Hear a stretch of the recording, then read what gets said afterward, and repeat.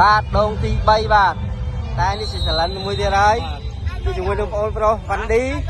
គាត់មាន10ព្រួញបាទក្នុង10ព្រួញនេះគាត់បាញ់ត្រូវ3ព្រួញទៅលើដងហ្នឹងណាលុះតែគាត់កាន់ដៃហ្នឹងរបស់គាត់ហ្មងបាទចាប់ផ្ដើមទស្សនាទាំងអស់គ្នាបាទ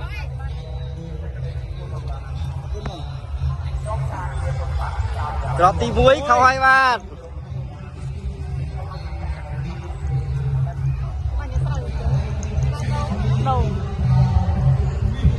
អាយ៉ាទី2កន្លងផុតទៅហើយមិនទាន់ត្រូវទេទី3ក៏ខុសដែរ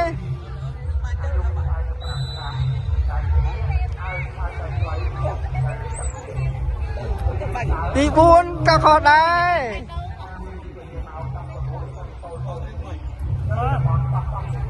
មកនេះ3សុំពូទៅមួយមកបាញ់មកយកទៅដងមកខុសហើយចឹងគាត់ចាប់ច្រើននេះក៏សល់6ព្រួញបាទ6ព្រួញហ្នឹងគាត់បាញ់ត្រូវអត់ចាំទស្សនាទាំងអស់គ្នាអាយ៉ាសល់5ព្រួញអស់5ព្រួញហើយនៅតែមិនទាន់ត្រូវមួយទេបាទ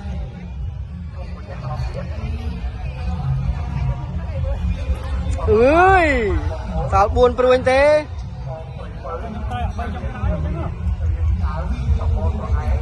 អូយមួយ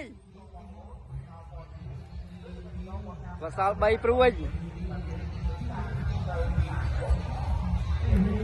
អើយអញ្ចឹង2ព្រួយនេះត្រូវតែត្រូវ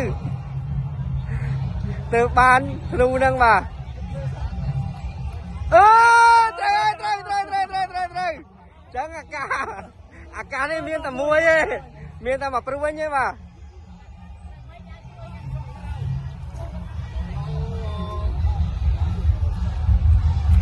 អូគាត់អត់បានទេអត់អីទេបាញ់បាន2ក៏ជោគជ័យដែរអរគុណបាទ